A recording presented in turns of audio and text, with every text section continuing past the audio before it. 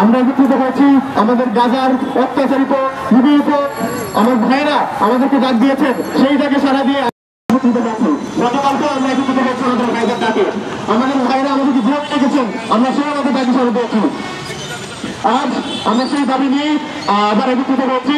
আমরা চাই যে আমেরিকার মদতে ইসরায়েল আমাদের ভাইদের উপর নির্মম গণহত্যা চালাচ্ছে, আমরা চাই এটা বন্ধ হোক, এটা সুস্থ বিচার হোক। সেই দাবি নিয়ে আমরা আজকে হাজির হচ্ছি। আমাদের এখানে বক্তব্য রাখবেন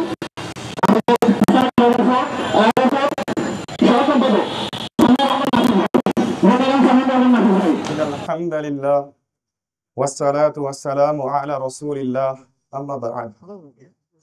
আসসালামু আলাইকুম ওয়া রাহমাতুল্লাহি ওয়া বারাকাতুহু। সুপ্রিয় উপস্থিতি, আমার ভাইরা, আজকে আমরা এখানে আমাদের অন্তরের ব্যথা ও অসহায়ত্ব নিয়ে এখানে উপস্থিত হয়েছি। মুসলিম উম্মাহর এই কঠিন সময়ে আমরা আমাদের দুর্বল ও অক্ষম অবস্থান থেকে আমাদের ভাইদের ডাকে যতটুকু পারা যায় সাড়া দেওয়ার চেষ্টা করছি। নিঃসন্দেহে এটা যথেষ্ট নয়, তবে আমরা আমাদের প্রতিবাদ, আমাদের কর্মসূচি, আমাদের রাজপথের অবস্থান এবং আমাদের স্লোগানের মাধ্যমে আমাদের অন্তরের ভেতরে বহমান যে বিদ্রোহী দাবানল রয়েছে তা গোটা বিশ্ববাসীকে জানিয়ে দিতে চাই। আমরা চিৎকার করে গাজাবাসীকে বলতে চাই, হে আমাদের ভাইয়েরা, হে আমাদের বোনেরা, হে আমাদের সন্তানেরা, আমরা আপনাদেরকে ভুলে যাইনি। আপনাদের রক্ত আমাদের রক্ত, আপনাদের সন্তানদের রক্ত আমাদের রক্ত। নিঃসন্দেহে আমরা একটি দেহের মতো, নিঃসন্দেহে এই সমগ্র মুসলিম উম্মাহ একটি দেহ। সুপ্রিয় উপস্থিতি, বর্তমানে চলমান এই নৃশংসতম জঘন্য গণহত্যাকে এটি কোনো বিচ্ছিন্ন ঘটনা নয়। এটির যে বীজ রয়েছে এটি অতীতে রোপিত হয়েছে। অনেকে এই ঘটনাগুলিকে শুধুমাত্র কিছু নির্দিষ্ট সময়ের মাধ্যমে বুঝতে চেষ্টা করে। অনেকে এটিকে 2023 সালের 7ই অক্টোবর পরবর্তী কিছু ক্রিয়া বিক্রিয়া বা অ্যাকশন রিয়াকশন হিসেবে বোঝার চেষ্টা করে। কিন্তু আমরা বলতে চাই যে এই বিষয়টির বীজ অতীতেই রোপিত হয়েছে।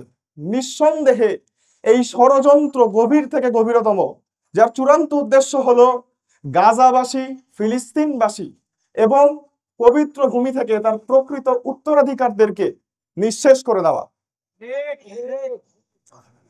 সুপ্রিয় উপস্থিতি, সমগ্র আরব বিশ্ব এবং বিশেষত ফিলিস্তিনের মুসলিমদের সাথে বিশ্বাসঘাতকতা করে 1917 সালে 2 নভেম্বর বেলফোরের সেই চিঠির কথা হয়তো আপনারা সকলেই জানেন, যেটা প্রেরণ করা হয়েছিল ব্রিটেনের প্রভাবশালী ইহুদি ওয়াল্টার রথশাইল্ডের কাছে, যেখানে প্রতিশ্রুতি দেওয়া হয়েছিল একটি ফিলিস্তিনের ভূমিতে একটি ইহুদি রাষ্ট্র প্রতিষ্ঠা, এবং সেখানে প্রতিশ্রুতি ছিল এই জায়নবাদী প্রকল্পকে সম্পূর্ণরূপে সাহায্য করার। আমরা যদি দেখি সেই সময় ফিলিস্তিনের ভূমিতে ফিলিস্তিনি আরবরা ছিল জনসংখ্যার 90%। তবুও এই জায়গাটিতে একটি জায়নবাদী জারজ রাষ্ট্র নির্মাণের প্রকল্প হাতে নেওয়া হয়। আমরা যদি দেখি 1947 সালে জনসংখ্যার ফিলিস্তিনের জনসংখ্যার 33% সে সময় ছিল ইহুদিরা, এবং তাদের হাতে সমগ্র অঞ্চলের ভূমির 5.8% ছিল। এইটা নিয়েও বিতর্ক আছে, কেননা তারা এই ভূমিগুলো অটোম্যান আমলে কিছু আইনি ফাঁকফোকরের মাধ্যমে হাতিয়ে নিয়েছিল। কিন্তু এত বড় একটি বাস্তবতা মজুদ থাকার পরেও জাতিসংঘ বা ইউনাইটেড নেশনস অন্যায়ভাবে রেজলিউশন 181 ব্যবহার করার মাধ্যমে এই ফিলিস্তিনের ভূমিকে ভাগ করে ফেলে এবং তার 55% চলে যায় ইহুদিদের হাতে। 1948 সালে প্রতিষ্ঠিত হয় ইসরায়েল নামক এই অবৈধ রাষ্ট্রটি। 1947 থেকে 1949 পর্যন্ত 500-রও বেশি গ্রাম, শহর এবং উপশহরকে ধ্বংস করে দেওয়া হয়। এই নৃশংসতম গণহত্যা নিঃসন্দেহে ইতিহাস মনে রেখেছে আমরা, এবং এই ধ্বংস করে দেওয়ার ঘটনাটিকে ঐতিহাসিকভাবে আরোপিত বলা হচ্ছে নাকবা। নাকবার পরবর্তী সময়ে জায়নবাদী প্রকল্প সমগ্র ফিলিস্তিন জুড়ে 78% জমি দখল করে নেয়, যার মধ্যে 22% জমি, যেগুলোর মধ্যে কিছু অংশ গাজার ছিল, কিছু অংশ অন্যান্য কিছু ওয়েস্ট ব্যাংক, এগুলো শুধুমাত্র ফিলিস্তিনিদের হাতে থাকে। বাকি 78% সে সময় চলে যায় ইহুদিদের হাতে। এরপরে সংঘটিত হয় নাকসা, যেখানে ফিলিস্তিনদের থাকতে হয়েছে চরম নির্যাতনের মধ্যে। এর পরবর্তীতে আমরা দেখেছি আরব জাতীয়তাবাদে আসক্ত, স্বার্থপর, আপোষকামী এবং ব্যর্থ সব নেতাদের ব্যর্থ প্রচেষ্টা, যেগুলো এই কওমের এবং এই উম্মার কোনো কাজে আসেনি। অনেকে হতাশ হয়ে যায় যে ভাই সমাধান কি, বা কিভাবে এই সংকটের সমাধান হবে। অনেকে আরব বিশ্বকে আহ্বান জানায়, অনেকে আরব বিশ্বের শাসকদেরকে আহ্বান জানায়। আমরা এই দিক বিভ্রান্ত উম্মাকে বলতে চাই এবং স্মরণ করিয়ে দিতে চাই যে আরব বিশ্বের এই চাপিয়ে দেওয়া সেকুলার শাসকবর্গ তারা আমাদের আপন কেউ নয়। তারা এই মুসলিম ভূখণ্ডগুলোর উপরে পশ্চিমা বিশ্ব কর্তৃক চাপিয়ে দেওয়া শাসকবর্গ, যারা তাদের জুলুমের রাষ্ট্র, জুলুমের ব্যবস্থাগুলো এই ভূমিগুলোতে কায়েম করেছে। পাশাপাশি আমরা এটা বলতে চাই, কোন ধরনের নিয়মতান্ত্রিক উপায়তে এই সমস্যাগুলোর সমাধান হবে না, এটা সমগ্র বিশ্ববাসী এবং বর্তমানে আমরা এই বিষয়টিতে সুস্পষ্ট। জাতিসংঘ, মানবাধিকার, আন্তর্জাতিক আইন, এইসব বিষয়ে যে হাসির পাত্র, এগুলো বুঝতে এখন আর তেমন চিন্তা ভাবনা করতে হয় না বন্ধুরা। এটা সুস্পষ্ট হয়ে উঠেছে যে এই সব বিষয়গুলো এখন হাসির পাত্র এবং কোনো নিয়মতান্ত্রিক উপায়ে আমরা এই সমস্যাগুলোর সমাধান করতে পারবো না। তাহলে সমাধানটা কিভাবে হবে? ভাইরা, আমাদের ইনকিলাব শুরু হবে ঈমান বিধ্বংসী সকল ধরনের চেতনা, আদর্শ এবং তন্ত্রমন্ত্রকে অস্বীকার করার মাধ্যমে, এই জুলুমতান্ত্রিক বিশ্ব ব্যবস্থাকে অস্বীকার করার মাধ্যমে, এই নিয়ম নীতিগুলোকে অস্বীকার করার মাধ্যমে। আলহামদুলিল্লাহ, উম্মার একটি অংশ ইতিমধ্যে এটি করতে শুরু করেছে, এটি বুঝতে শুরু করেছে এবং আঞ্চলিকভাবে কিছু জায়গায় বিজয় লাভ করেছে। অতঃপর আমাদের ইনকিলাব শুরু হবে নিজেদেরকে প্রতিষ্ঠা করার মাধ্যমে, গাজাবাসী এবং ফিলিস্তিনবাসীকে সাহায্য করার যথাযথ শক্তি অর্জনের মাধ্যমে। ইনশাআল্লাহ আজিজ, সেদিন খুব বেশি দূরে নেই যেদিন আমরা গিয়ে উপস্থিত হব আল আকসা প্রাঙ্গণে। সেদিন খুব বেশি দূরে নেই যেদিন তাকবীর ধ্বনিতে মুখরিত হবে আল আকসা প্রাঙ্গণ, যেদিন আমরা চিৎকার করে বলবো লাব্বাইক ইয়া আল আকসা লাব্বাইক। সেই দিনের কথা স্মরণে আজকে আমার বক্তব্য শেষ করছি। আসসালামু আলাইকুম ওয়া রাহমাতুল্লাহি ওয়া বারাকাতুহু। আসসালামু আলাইকুম ওয়া রাহমাতুল্লাহি ওয়া বারাকাতুহু। নাহমাদুহু ওয়া নুসাল্লি আলা রাসূলিল কারীম। আউযু বিল্লাহি মিনাশ শাইতানির রাজীম। বিসমিল্লাহির রহমানির রহিম। গত 3 বছর ধরে গাজায় ব্যাপকভাবে গণহত্যা চালানো হচ্ছে। কিছু কিছু বর্ণনা অনুসারে গাজায় 2 লক্ষের বেশি মানুষ হত্যা হয়েছে। এই যে পশ্চিমা বিশ্ব ব্যবস্থা, আমেরিকা, ইসরায়েল, এরা প্রত্যেকে ইসরায়েলকে টিকিয়ে রেখেছে,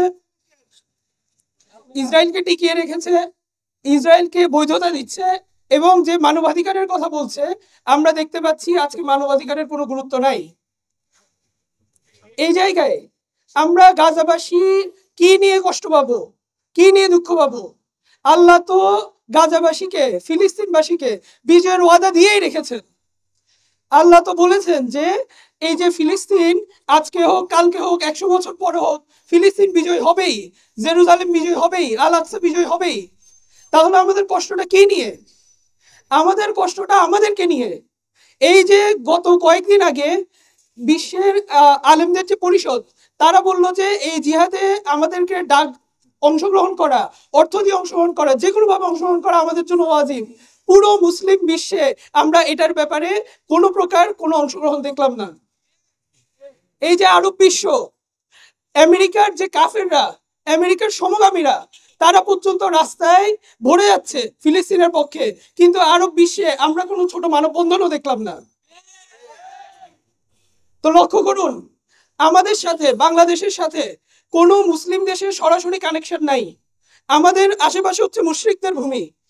এত দূরে থেকে, মুসলিম বিশ্ব সেন্ট্রাল থেকে এত দূরে থেকে বাংলাদেশ যেভাবে ফিলিস্তিনের ডাকে সাড়া দিয়েছে, গাজাবাসীর ডাকে সাড়া দিয়েছে, পুরো বিশ্বের আর কোথাও এভাবে দেওয়া হয়নি।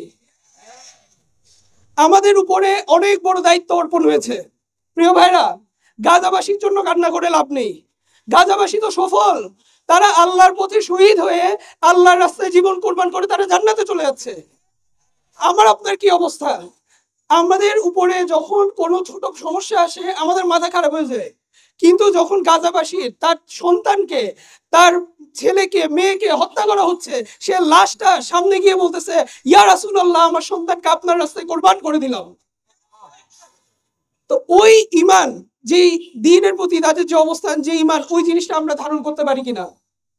আজকে চিন্তা করেন, আজকে আমাদেরকে বলা হচ্ছে ইসরায়েলের বিরুদ্ধে কথা বলা যাবে, আমেরিকার বিরুদ্ধে কথা বলা যাবে না। মানে আবু জাহেলের বিরুদ্ধে কথা বলা যাবে, আবু লাহাবের বিরুদ্ধে কথা বলা যাবে না। যেই আমেরিকা ইসরায়েলকে অস্ত্র দেয়, যে আমেরিকা ইসরায়েলকে তৈরি করছে, যে আমেরিকা ইসরায়েলকে টিকায় রাখছে, সে আমেরিকার বিরুদ্ধে কথা বলা যাবে না কেন? ইসরায়েল আমেরিকা কি তোমার আব্বু লাগে? ব্যাপারটা ক্লিয়ার রাখতে হবে। এই বর্তমান বিশ্ব ব্যবস্থা পুরোটাই সমস্যা, শুধু ইসরায়েল সমস্যা না। এই বর্তমান বিশ্ব ব্যবস্থার কাছে এই আরব বিশ্বের যে নেতারা, মুসলিম বিশ্বের যে নেতারা, তারা তাদের পায়ে সেজদা করছে দেখে আজকে ইসরায়েলের বিরুদ্ধে তাদের কোনো অবস্থান দেখা যায় না। তো পুরো বিশ্ব ব্যবস্থাটাই সমস্যা, আমেরিকা সমস্যা, ব্রিটেন সমস্যা, ইসরায়েল সমস্যা। এই বিশ্ব ব্যবস্থার ধ্বংসবাদে আল আকসা কখনো বিজয় হবে না। আল আকসা কালকে যদি আল আকসার মানুষরা বলে যে আমরা সেকুলার হয়ে গেলাম, আমরা ইহুদিদের আনুগত্য মেনে নিলাম, কালকেই গণহত্যা বন্ধ হয়ে যাবে। তাদেরকে শুধুমাত্র এই জন্য হত্যা করা হচ্ছে, তারা বলে লা ইলাহা ইল্লাল্লাহ। তারা বর্তমান বিশ্ব ব্যবস্থার বিরুদ্ধে জিহাদ ঘোষণা করছে। হামাসের ভাইরা আমাদেরকে বলছেন আমরা যেন আমেরিকান এমবেসি ঘেরাও করি, তারা কিন্তু আমাদেরকে ইসরায়েলি এমবেসি ঘেরাও করতে বলেন নাই। এটা কারণ কি? কারণ হচ্ছে ফিলিস্তিনের ভাইরা বোঝেন এই যুদ্ধটা শুধু ইসরায়েলের সাথে না, এই যুদ্ধটা আমেরিকার সাথে, এই যুদ্ধটা ব্রিটেনের সাথে, এবং আমাদের দেশের কনটেক্সটে এই যুদ্ধটা ভারতের হিন্দুত্ববাদীদের সাথে। ভারতীয় হিন্দুত্ববাদীরা হচ্ছে আমাদের এখানের ইসরায়েল। আজকে হোক কালকে হোক তারা আমাদের পরিণতি গাজাবাসীর মতোই করতে চায়। গাজাবাসী যেভাবে পুরো বিশ্বের সামনে মাথা তুলে দাঁড়িয়ে পুরো বিশ্বকে যুদ্ধ ছুটে দিয়েছে, সেই ইমানের অবস্থা আমাদের আছে কিনা এটা আমাদের জিজ্ঞেস করতে হবে। ফাইনালি গাজাবাসীর জন্য দোয়া করবেন। এই কথাবার্তাগুলো, এই মিছিল মিটিং গুলো, এগুলো গাজাবাসীর জন্য না, এগুলো আমাদের নিজেদের জন্য। আমরা আমাদের প্রজন্মকে আকসাকে ভুলে যেতে দেব না ইনশাআল্লাহ। আমরা আকসা বিজয় করতে না পারি, আমাদের প্রজন্ম আকসা বিজয় করবে ইনশাআল্লাহ। দুইটা দলকে জান্নাতের সুসংবাদ দেওয়া হয়েছে, একটা যারা গাজওয়াতুল হিন্দে জিহাদ করবে, আরেকটা অংশে যারা ঈসা ইবনে মারিয়ামের সাথে জিহাদ করবে। সো আমরা যাতে সেখানে অংশগ্রহণ করতে পারি, আল্লাহ আমাদেরকে সে তৌফিক দিন। আমরা যাতে আকসাকে আমাদের অন্তরে জিয়ে রাখতে পারি, আল্লাহ আমাদেরকে সে তৌফিক দিন। ওমা তৌফিক ইল্লা বিল্লাহ। আসসালামু আলাইকুম ওয়া রাহমাতুল্লাহ। আসসালামু আলা রাসূলিল্লাহ। আম্মা বাদ। আমরা দেখেছি যে ফিলিস্তিনে কিভাবে মার্কিন জায়নবাদী জোট ইচ্ছাকৃতভাবে দেখে দেখে মাদ্রাসা, মসজিদ এবং হসপিটালগুলোতে আক্রমণ চালাচ্ছে, এবং ফিলিস্তিনে এমন কোন নারী, শিশু এবং বৃদ্ধ অবশিষ্ট নাই যাদের অন্তরে এই মার্কিন জায়নবাদী মিসাইলের আঘাত হানে নাই, তাদের নৃশংসতার শিকার হয় নাই, এবং তারা ফিলিস্তিন থেকে গোটা ফিলিস্তিন জাতিকে এথনিক ক্লিনজিং এর দিকে তারা নিয়ে যাচ্ছে। তো এই মুহূর্তে মুসলমানদেরকে উচিত তাদের নিজ নিজ অবস্থান থেকে তাদের সামর্থ্য অনুযায়ী তাদের অর্থবল এবং লোকবল দিয়ে যে যেভাবে পারে তাদেরকে সহযোগিতা করা।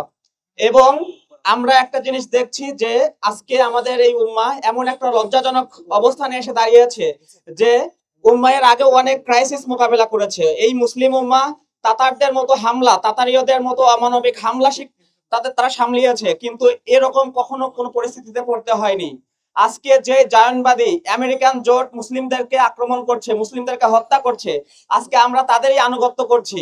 আজকে আমরা মুখে তাদেরকে বিভিন্ন হাফিত্তেশ দেখাচ্ছি তাদের আক্রমণের বিরুদ্ধে, কিন্তু আবার তাদের আনুগত্য এবং তাদের তোষামদে আমরা ব্যস্ত রয়ে গেছি। এমনকি আমরা দেখতে পাচ্ছি যে মুসলিম এবং এই যে ফিলিস্তিনের ভূমিতে যে নারী শিশুদের উপর যে রকেট হামলা, যে মিসাইল হামলা চালানো হচ্ছে, এগুলোর উৎসগুলো কোথায়? এগুলোর উৎসগুলো যদি আমরা দেখি তাহলে এগুলোর উৎসগুলো আমরা খুঁজে পাই কাতার এবং জর্ডান, তুরস্ক এবং বাহরাইন, আরব আমিরাত, এগুলো এরকম মুসলিম দেশগুলোতে বিভিন্ন সামরিক ঘাঁটিগুলো থেকে তাদের উপর হামলাগুলো চালানো হচ্ছে। তো এদের মধ্যে থেকে এটাই হচ্ছে আজকের বর্তমান মুসলিম উম্মার সবচেয়ে লজ্জাজনক একটা বিষয়, যে আগেও অনেক অত্যাচার নিষ্পেষণের শিকার হয়েছে, কিন্তু কখনো তাগুতের, কখনো কাফেরের আনুগত্য স্বীকার করে নাই। তো সর্বশেষ আমি আরেকটা বিষয় বলবো, যে আমরা দেখেছি যে বাংলাদেশের পররাষ্ট্র মন্ত্রণালয় এই ফিলিস্তিন ইস্যুতে আমেরিকার সুরে সুর মিলিয়ে তারা দ্বিরাষ্ট্র সমাধানের দিকে যাচ্ছে। দ্বিরাষ্ট্র সমাধানের কল্পে তারা বিবৃতি জানিয়েছে। আমরা ঘৃণা ভরে এটাকে নিন্দা প্রতিবাদ জানাই। এবং সর্বশেষ আল্লাহ সুবহানাহু ওয়া তাআলার কাছে এই হিংস্র আমেরিকান এবং জায়ান্টবাদী বাহিনীর বিরুদ্ধে সহযোগিতা পাঠানোর জন্য আমরা দোয়া করি। এবং এই বলে আমি আমার বক্তব্য শেষ করছি। আসসালামু আলাইকুম ওয়া রাহমাতুল্লাহ। বিক্ষোভ সমাবেশে আজ অতিথি হিসেবে যুক্ত হয়েছেন মুসলিম তাহমিদ আন্দোলনের জেনারেল সেক্রেটারি শফিক ভাই। আমরা শফিক ভাইকে অনুষ্ঠান থেকে বক্তব্য দেওয়ার জন্য আহ্বান জানাচ্ছি। يا أيها الذين آمنوا لا تتخذوا اليهود والنصارى أولياء وقال أيضا إنما المؤمنون إخوة نحن الذين بايعوا محمدا على الجهاد ما بقينا أبدا। প্রিয় উপস্থিতি, আজকে আমরা স্বাভাবিক অবস্থায় নেই। আমরা সারা পৃথিবীর 200 কোটি মুসলমান, বিশেষ করে আজকে সারা পৃথিবীর মানবতা খুব ভালো নেই। আমরা এতটাই অসহায় হয়ে পড়েছি যে আমরা আজকে কান্না করার ভাষা পর্যন্ত হারিয়ে ফেলেছি। আমার চোখের সামনে আমার ছোট ছোট শিশুগুলোকে হত্যা করা হচ্ছে, নারীদেরকে হত্যা করা হচ্ছে, মসজিদগুলো গড়িয়ে দেওয়া হচ্ছে, মাদ্রাসাগুলো গড়িয়ে দেওয়া হচ্ছে, ইসলামী বিশেষ গুরুত্বপূর্ণ স্থাপনাগুলো গড়িয়ে দেওয়া হচ্ছে। আমার হৃদয়ের স্পন্দন আল আকসাকে ক্ষতবিক্ষত করা হচ্ছে। তা দেখেও আজকে সারা পৃথিবীর যারা মানবতার কথা বলতো, মানবতার জন্য যাদের দরদ উতলে উঠতো, আজকে তারা এখনো পর্যন্ত নীরব। তাদের কোনো ভূমিকা আমরা দেখতে পাই না। একই সাথে আমরা দেখতেছি পৃথিবীর কোন প্রান্তে যদি মানবতা লঙ্ঘন হয়, বিশেষ করে ইসলাম বিরোধী কোনো শক্তি যদি কোথাও আঘাতপ্রাপ্ত হয়, তখন আল কুফর মিল্লাত মুওয়াহিদার ভিত্তিতে সারা পৃথিবীর সকল কুফফার শক্তি ঐক্যবদ্ধ হয়ে তারা মানবতার জন্য কান্না করতে থাকে। বিশেষ করে জাতিসংঘ সেখানে কান্না করতে থাকে। আজকে সেই জাতিসংঘের সামনে, সেই জাতিসংঘ এখনো আছে, তাদের সামনে সরাসরি প্রত্যক্ষ পরোক্ষ মদদে আমেরিকার সহযোগিতায় সারা পৃথিবীর হৃদয়ের স্পন্দন এই গাজার মুসলিমদেরকে নির্বিচারে হত্যা করা হচ্ছে। কিন্তু জাতিসংঘ এখনো কেন নীরব ভূমিকা পালন করছে তা আমরা বুঝতে পারছি না। আমরা স্পষ্ট বলি, জাতিসংঘ মানবতার কথা বলো, এখানে জাতির সাথে গাদ্দারি করে যাচ্ছে। প্রিয় উপস্থিতি, অত্যন্ত ভারাক্রান্ত হৃদয়ে আমরা বলছি, জাতিসংঘকে উদাত্ত আহ্বান জানাচ্ছি, অনতিবিলম্বে এর একটা সমাধান টানতে হবে, নতুবা এই জাতিসংঘ সারা পৃথিবীর সকল মানুষ থেকে বিচ্ছিন্ন হয়ে যাবে। একই সাথে আমরা সারা পৃথিবীর মধ্যে প্রায় 58টা মুসলিম রাষ্ট্র আছে। আমরা মুসলিম রাষ্ট্রপ্রধানদের দৃষ্টি আকর্ষণ করে বলছি, আপনারা নিশ্চয় জানেন, ইতিমধ্যে মিডিয়ার খবর আপনাদের কাছেও পৌঁছেছে, এই মুসলমানদের আর্তনাদ আপনাদের কাছেও পৌঁছেছে। আপনারা কেন নীরবতা পালন করে যাচ্ছেন? আপনাদের এই ছোট ছোট শিশুদের কান্না কি আপনাদের অন্তরে আঘাত তৈরি করে না? আপনাদের অন্তরে ক্ষতবিক্ষত এরকম রক্তক্ষরণ তৈরি করে না? অসহায় মা বোনদের আর্তনাদ কি আপনাদের কানে পৌঁছায় না? এই মসজিদে আকসার নীরব আর্তনাদ কি আপনাদেরকে এখনো পর্যন্ত ক্ষতবিক্ষত করতে পারে না? আপনাদের অন্তর যদি এতটাই বধির হয়ে থাকে, আপনারা যদি এতটাই পাতল হয়ে থাকেন, তাহলে আমরা বলবো অনতিবিলম্বে এই মুসলিম রাষ্ট্রগুলোর প্রধানের পদ মুসলিম নেতাদের হাতে ছেড়ে দিন, যাদের কাছে এই মুসলিমদের আর্তনাদ গুলো পৌঁছাবে। আমরা বলতে চাই যে অনতিবিলম্বে এই গাজার গণহত্যা বন্ধ করা হোক, তাদের ভূমিকা তাদের কাছে ফিরিয়ে দেওয়া হোক। একই সাথে বলতে চাই, আমাদের পাশেও আরেকটা ইসরায়েল অবস্থান করছে, আমাদের পাশেও আরেকটা গণহত্যা আমাদের দিকে এগিয়ে আসছে। হে বাংলার তরুণ সমাজ, তোমরা প্রস্তুতি গ্রহণ করো। গজওয়ে হিন্দের, তারা গজওয়ে হিন্দকে আমাদের কাঁধে চাপিয়ে দিতে চায়। তারা মসজিদগুলোকে আক্রমণ করে বেড়াচ্ছে, তারা মুসলমানদের উপর হামলা করছে, তারা মাদ্রাসাগুলোকে তারা অন্যায়ভাবে দখল করার জন্য চেষ্টা করছে। আমরা এই ভারতবর্ষের মুসলিম তরুণদের প্রতি উদাত্ত আহ্বান করছি, সদা সর্বদা প্রস্তুতি গ্রহণ করুন। যদি আমাদের নিকটবর্তী এই ইসরায়েল এরকম নিকটবর্তী ইসরায়েল যদি আমাদের দিকে দিয়ে আসে, আমাদেরকে অবশ্যই অবশ্যই তাদের বিরুদ্ধে দাঁত ভাঙ্গা জবাব দেওয়ার জন্য প্রস্তুতি গ্রহণ করতে হবে। লিল্লাহে তাকবীর, লিল্লাহে তাকবীর। গাজায় হামলা কেন? জাতিসংঘ জবাব দাও। গাজায় হামলা কেন? আল-আকসায় হামলা কেন? ফিলিস্তিনে হামলা কেন? লিল্লাহে তাকবীর। আইএফএম যুগ্ম সম্পাদক আমির ভাই, আইএফএম যুগ্ম সম্পাদক মোহতারাম আমির ভাই। রহিম, আমরা আজকে ইসলামী নবজাগরণ ফ্রন্ট আইআরএফ এর ব্যানারে এখানে সমবেত হয়েছি আমাদের গাজার অত্যাচারিত মুসলিম গণহত্যার শিকার এবং এথনিক ক্লিনজিং এর শিকার ভাই বোনদের সাথে একাত্মতা পোষণ করার জন্য। আমরা গতকালকে দেখেছি যে আমাদের বাংলার মুসলিমরা একটা নজির স্থাপন করেছে, সারা বিশ্বের মানুষ উদ্বেল হয়েছে আমরা যেভাবে রাস্তায় নেমেছি। তা আমরা আজকেও তার ধারাবাহিকতা এখানে আসলাম। আমি আজকে এখানে আপনাদের সামনে এসেছি আমাদের যে কোটি কোটি হৃদয়, ভগ্ন হৃদয়, গাজার জন্য আমাদের যে উদ্বেলিত ভগ্ন হৃদয়, এর একটা হৃদয় হিসেবে আপনাদের সামনে এসেছি। আমাদের প্রথম কেবলা আকসার যে অপমান, তাতে আমাদের যে ব্যথিত আত্মা, এই একটা আত্মা হয়ে আপনাদের সামনে আমরা উপস্থিত হয়েছি আজকে।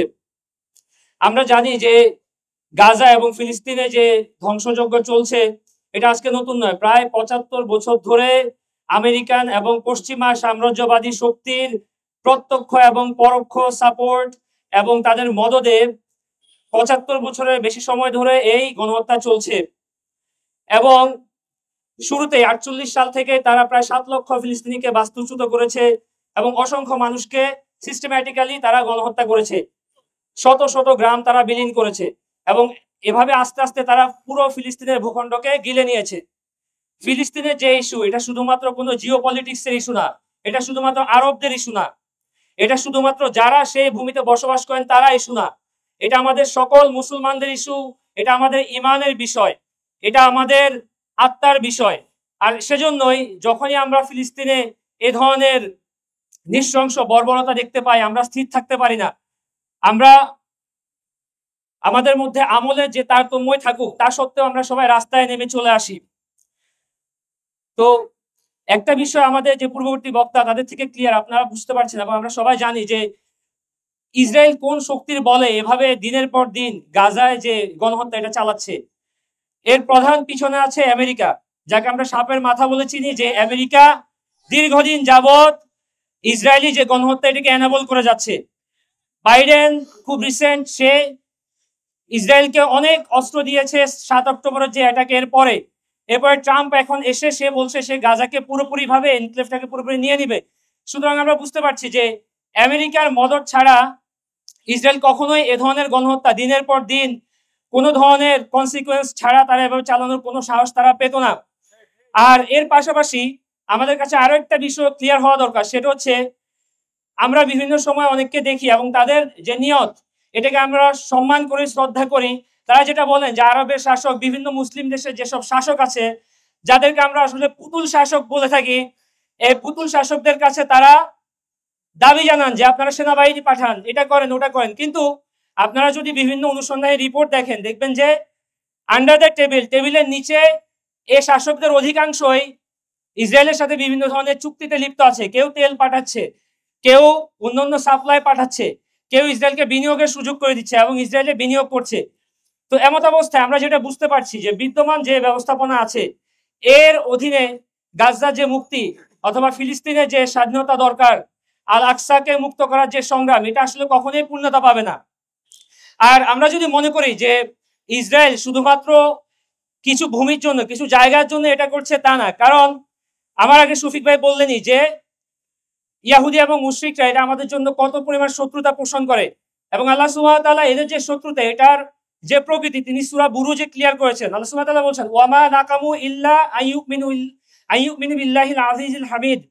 আল্লাহ সুবহানাহু ওয়া তাআলা বলতেছেন যে তারা তাদেরকে কেবলমাত্র হত্যা করে কি জন্য, নির্যাতন করে কি জন্য, যে তারা মহাপরাক্রমশালী এবং সম্মানিত আল্লাহ সুবহানাহু ওয়া তাআলার উপর ঈমান আনে।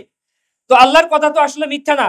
আল্লাহ সুবহানাহু ওয়া তাআলা বলতেছেন যে তারা শুধুমাত্র ঈমান আনে এই জন্য, না হলে এই যে ছোট ছোট বাচ্চা যাদের মস্তকহীন লাশ আমরা দেখতে পাচ্ছি, এদেরকে হত্যা করার কি লজিক থাকতে পারে? কিন্তু এরপরও আমরা এগুলো দেখছি। তো আমাদের হৃদয়গুলো রক্তক্ষরণ হচ্ছে, আমাদের অন্তরগুলো ব্যথাতুর এবং আমরা আমাদের ইমানের সর্বনিম্ন দাবির জন্য এখানে সমবেত হয়েছি। কিন্তু একই সাথে আমাদেরকে হিসেব করে করে কাজ করা দরকার এবং আমরা এটাই বোঝা দরকার যে যখন আমাদের মুসলিম ভূমিগুলো যখন আসলে ইসলামের শিক্ষা অনুসারে পরিচালিত হবে, যখন আসলে ইসলামের শিক্ষা মুসলিম ভূমিগুলোতে প্রাধান্য পাবে, তখনই আমরা আমাদের নির্যাতিত উম্মাকে যেভাবে চাই সেভাবে সাহায্য করতে পারবো। আর আল্লাহ সুবহানাহু ওয়া তাআলা আমাদেরকে বলেছেন আমাদের সাধ্যমতো সাজসজ্জা প্রস্তুত করতে, বলেছেন কিনা? বলেছেন। আল্লাহ সুবহানাহু ওয়া তাআলা বলেছেন ওয়াইদু লাকুম মাসতাতা'তুম মিন কুওয়া ওয়াইদু লাহুম মাসতাতা'তুম মিন কুওয়া, তাদের জন্য সাধ্যমতো তোমরা সরঞ্জাম প্রস্তুত করো। নাকি শক্তি অর্জন করতে বলছেন আল্লাহ সুবহানাহু ওয়া তাআলা। আল্লাহ সুবহানাহু ওয়া তাআলা বলতেছেন যারা আল্লাহর পথে লড়াই করে তারা হচ্ছে মুমিন, আর যারা কাফেরদের পথে তাগুতদের পথে লড়াই করে তারাই হচ্ছে কাফের। তো এখান থেকে আমাদের কাছে খুব ক্লিয়ার যে কারা মুমিনদের পক্ষে দাঁড়াচ্ছে আর কারা কাফিরদের ডিফেন্সে কাজ করছে। এই যে মেরুকরণ পার্থক্যগুলো, এগুলো আমাদেরকে বোঝা দরকার। আবেগের জায়গায় সবই ঠিক আছে, কিন্তু আমরা যদি এই পার্থক্যগুলো না বুঝি তাহলে হবে না। তা আমি একটা আয়াত দিয়ে শেষ করছি। আমাদের আসলে দুঃখ করার বা খুব বেশি হতাশ হওয়ার কারণ নাই, কারণ আল্লাহ সুবহানাহু ওয়া তাআলা আমাদেরকে বিজয়ের ওয়াদা করছেন যদি আমরা আসলে মুমিন হই। আল্লাহ সুবহানাহু ওয়া তাআলা বলতেছে ওয়ালা তাহিনু ওয়ালা তাহজানু আনতুমুল আ'লাউনা ইন কুনতুম মুমিনুন, যদি তোমরা মুমিন হও তাহলে তোমরা বিজয় হবে। তো আমরা ইমানের উপর যদি বিচল থাকতে পারি, অবিচল থাকতে পারি, ইনশাআল্লাহ আমাদের বিজয় অবশ্যই আসবে। আল্লাহ সুবহানাহু ওয়া তাআলা আমাদেরকে তৌফিক দান করুন। ওয়া আখিরু দাওয়ানা আলহামদুলিল্লাহি রাব্বিল আলামিন। বক্তব্য রাখার জন্য আহ্বান করছে বিশিষ্ট ইসলামী লেখক এবং গবেষক মওলানা নাসিরুদ্দিন ভাইকে। বিসমিল্লাহ ওয়াসসালাতু ওয়াসসালামু আলা রাসূলিল্লাহ। আসসালামু আলাইকুম ওয়া রাহমাতুল্লাহি ওয়া বারাকাতুহু। মৌলিক কথা যা ছিল সব চলে আসছে, নতুন করে তেমন কিছু বলার নাই, প্রয়োজনও নাই। আমি সংক্ষেপে অল্প কয়েকটা কথা পুনরাবৃত্তি করব। দেখেন, গাজায় যে গণহত্যা হচ্ছে, এখানে সবচেয়ে দুঃখজনক যে বিষয়গুলো তার মধ্যে অন্যতম হলো এই গণহত্যা সবার চোখের সামনে হচ্ছে। আমরা দেখলাম ছোট বাচ্চাদের ছিন্ন বিচ্ছিন্ন দেহ, তাদের মাথা আলাদা হয়ে গেছে শরীর থেকে, তাদের লাশ খুঁজে পাওয়া যাচ্ছে না, পলিথিনের মধ্যে ভরে নিয়ে যেতে হচ্ছে, জীবন্ত মানুষ মারা যাচ্ছে। এত সবকিছু পুরো দুনিয়ার চোখের সামনে ঘটতেছে, কিন্তু এই গণহত্যা থামানোর জন্য কোনো পদক্ষেপ নেওয়া হচ্ছে না। এই গণহত্যা আমরা থামাতে পারছি না, কিন্তু আসলে বাস্তবতা হলো এই গণহত্যা থামাতে দেয়া হচ্ছে না। পাশ্চাত্য বিশ্ব, আধুনিক বিশ্ব ব্যবস্থা এই গণহত্যার সহযোগী। যদি তারা বাধা না দিত তাহলে এই মুসলিম যুবক যারা আছে তারা এই গণহত্যা থামানোর জন্য যথেষ্ট ছিল। কিন্তু এই বিশ্ব ব্যবস্থা, এই পশ্চিমা বিশ্ব এই গণহত্যার সক্রিয় মদতদাতা হিসেবে কাজ করছে। তাই গাজা গণহত্যা থেকে আমাদের যে শিক্ষাগুলো নেওয়া উচিত তার মধ্যে অন্যতম গুরুত্বপূর্ণ শিক্ষা হলো এই বিশ্ব ব্যবস্থার বাস্তবতাকে বোঝা। এই বিশ্ব ব্যবস্থার ক্ষেত্রে একটা বিষয় লক্ষ্য করেন, গত কয়েক দশক ধরে পশ্চিমা বিশ্ব আমাদেরকে কয়েকটা মন্ত্র বারবার জপ করে শোনাইছে। গণতন্ত্র, মানবাধিকার, আন্তর্জাতিক আইন, এগুলোর ব্যাপারে আমাদেরকে সবক দেওয়া হয়েছে। এগুলোর নামে আমাদের উপর আগ্রাসন চালানো হয়েছে, আমাদের উপর জুলুম চালানো হয়েছে, সামরিক আগ্রাসন চালানো হয়েছে। আমাদেরকে বলা হয়েছে তোমরা এগুলো অনুসরণ করো। আজকে মানবাধিকার কোথায়? আজকে গণতন্ত্র কোথায়? আজকে আন্তর্জাতিক আইন কোথায়? পাশ্চাত্যের চোখে এগুলা খুবই পবিত্র, তারা এগুলোর সামনে ইবাদত করে এবং তারা চায় আমরাও এগুলোর সামনে নতজানু হই। জাহিলিয়াতের সময় পবিত্র কাবার সামনে 360টা মূর্তি ছিল। এই মূর্তিগুলোর মধ্যে 3টা মূর্তি ছিল, এগুলোর নাম ছিল লাত, মানাত, উজ্জা। আধুনিক জাহিলিয়াতের মূর্তি হলো গণতন্ত্র, মানবাধিকার, আন্তর্জাতিক আইন। এগুলোর সামনে তারা চাচ্ছিল আমরা যেন মাথা নত করি, আমরা যেন এগুলোর আনুগত্য স্বীকার করি। আজকে এগুলোর বাস্তবতা পুরো বিশ্বের মানুষের সামনে স্পষ্ট, পশ্চিমা বিশ্বের মানুষের কাছে স্পষ্ট। মানুষ বুঝতে পারছে যে যেভাবে মাটির তৈরি মূর্তি প্রাণহীন, যেভাবে মাটির তৈরি মূর্তি কোনো প্রতিশ্রুতি রক্ষা করতে পারে না, সেভাবে আন্তর্জাতিক আইন, গণতন্ত্র, মানবাধিকার এই মূর্তিগুলো কোনো প্রতিশ্রুতি পালন করতে পারে না। এগুলো নিষ্প্রাণ, এগুলো নিষ্ক্রিয়। আন্তর্জাতিক আইনের কথা চিন্তা করেন, এই আইনের দোহাই দিয়ে মুসলিম বিশ্বের উপর জুলুম করা হয়েছে, স্যাংশন দেওয়া হয়েছে। আপনারা জানেন 90-এর দশকে ইরাকের উপর স্যাংশন দেওয়া হয়েছিল, সেখানে মিলিয়ন্স অফ পিপল মারা গেছিল, কয়েক লক্ষ শিশু সেখানে মারা গেছিল। সেই আন্তর্জাতিক আইন আজকে কোথায়? ইসরায়েল কি আন্তর্জাতিক আইন ভঙ্গ করতেছে না? ইসরায়েল কি মানবাধিকার ভঙ্গ করতেছে না? কোনো কিছুই তো হয় নাই, কারণ এই আন্তর্জাতিক আইনের কোনো বাস্তবতা নাই। মানবাধিকারের কথা চিন্তা করেন, গাজাতে কোন মানবাধিকার লঙ্ঘন হওয়া বাকি আছে? কোন মানবাধিকার সেখানে লঙ্ঘন হওয়া বাকি আছে? বুশ যখন আফগানিস্তানে আক্রমণ করছিল, সে বলছিল আমরা আফগানিস্তানের নারীদের মানবাধিকার রক্ষা করতে চাই। গাজার মুসলিমদের মানবাধিকার কোথায়? গাজার নারীদের মানবাধিকার কোথায়? গাজার শিশুদের মানবাধিকার কোথায়? গাজার বৃদ্ধদের মানবাধিকার কোথায়? এই মানবাধিকার কোনো বাস্তবতা নাই। এই পশ্চিমা বিশ্ব মানবাধিকারের নামে আমাদের উপর বিকৃত যৌনতা শিক্ষা চাপাই দিতে চায়। তারা ট্রান্সজেন্ডার বা চাপাই দিতে চায়। তারা চায় এলজিবিটি এজেন্ডা বাস্তবায়ন করতে। আমাদের দেশে অনেক রাজনৈতিক দল এসব এজেন্ডা বাস্তবায়নে তাদের সহযোগিতা করে। সেই মানবাধিকারের বাস্তবতা কি? যখন আমরা দেখতেছি ক্যাম্পের মধ্যে, রাফার মধ্যে জীবন্ত মানুষ আগুনে পুড়ে মারা যাচ্ছে, অনাহারে শিশু মারা যাচ্ছে, একের পর এক মৃত্যু, মানে এরপরে মানবাধিকার কোনো সক্রিয়তা নাই কেন? আপনারা গণতন্ত্রের কথা চিন্তা করেন। গত 1.5 বছরে পশ্চিমা বিশ্বে কয়েক কোটি মানুষ এই গণহত্যার বিরুদ্ধে অবস্থান নিয়েছে, তারা গণহত্যার বিরুদ্ধে প্রতিবাদ করেছে। কি পরিবর্তন হলো? আমেরিকাতে বাইডেন গিয়ে ট্রাম্প আসলো, ডেমোক্রেট গিয়ে রিপাবলিকান আসলো, কি পরিবর্তন হলো? গণহত্যা কই থামলো? গণহত্যা তো চলমান। জনতার মতের প্রতিনিধিত্ব কোথায়? জনতার আকাঙ্ক্ষার প্রতিফলন কোথায়? যে গণতন্ত্রের কথা তারা আমাদেরকে বলে, যে গণতন্ত্রের অনুসরণ করতে বলে, ইসলামের অনুসরণ বাদ দিয়ে, শরিয়ার অনুসরণ বাদ দিয়ে, সেই গণতন্ত্র তাদের কাছেই তো নাই। তাদের জনতার বাস্তবায়ন তো নাই, তাদের জনগণের মতামতের কোনো মূল্য নাই।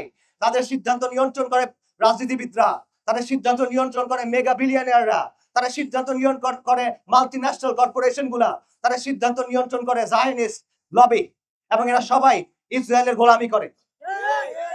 কাজে এই মূর্তিগুলা নিষ্প্রাণ, এবং এই শিক্ষা আমাদের গ্রহণ করতে হবে, বুঝতে হবে, বোঝাতে হবে। জাহিলিয়াতের সময় মক্কার মুশরিকরা খেজুর দিয়ে মূর্তি বানাতো।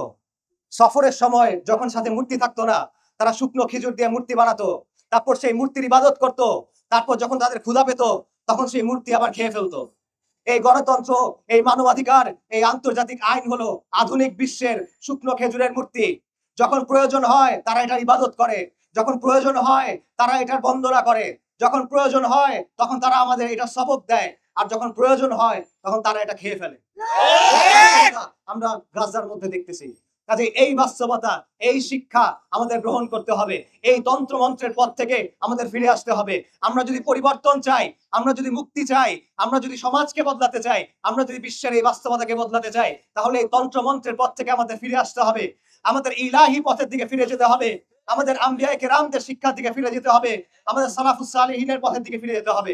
আল্লাহ সুবহানাহু ওয়া তাআলা আমাদের এই কথাগুলো বোঝার, মানার, বোঝানোর এবং বাস্তবায়ন করার তৌফিক দান করেন। আসসালামু আলাইকুম ওয়া রাহমাতুল্লাহি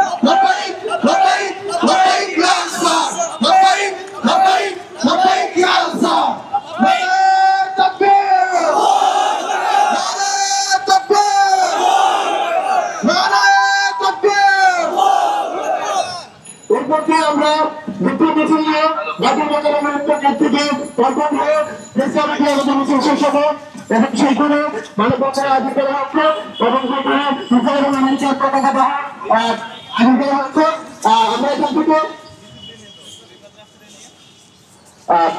আমরা এখান থেকে মিছিল শেষ করে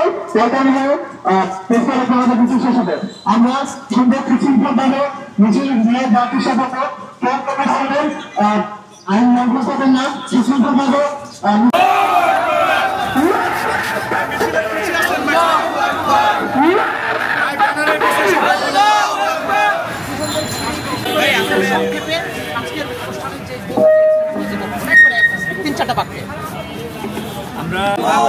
যে বিষয়টা বারবার ওভারলুক করে যাওয়া হয় যে ইসরায়েল একাই দায়ী, কিন্তু ইসরায়েলকে যে পশ্চিমা শক্তিগুলো, বিশেষ করে আমেরিকার মদদ ছাড়া কখনো ইসরায়েলের কাছে, উম্মার কাছে এই মেসেজটা পৌঁছাতে চাই।